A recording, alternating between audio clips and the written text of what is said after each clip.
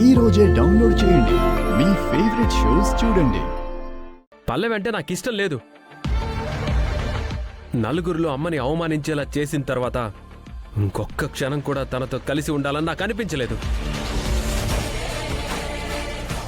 అందుకే నేను వద్దనుకున్నాను. ఇంకెప్పుడు పల్లవి టాపిక్ నా దగ్గర తీసుకురావద్దు. అమ్మ ఏం చెప్తే నేను అదే చేస్తాను.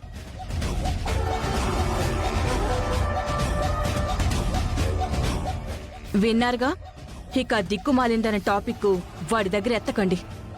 ఎత్తినా ప్రయోజనం లేదు. అవునే, వాడిప్పుడు నీ గ్రిప్లో ఉన్నాడు కదా.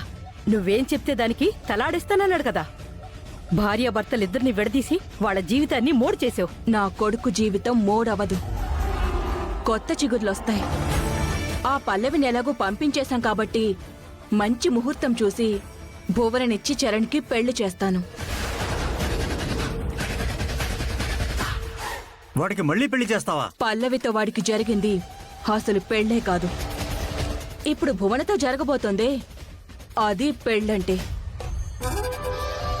అన్నయ్య ఎట్టి పరిస్థితుల్లో బోనాన్ని పెళ్లి చేసుకోడు. నేను చేస్తాన్రా, నువ్వేం టెన్షన్ పడకు.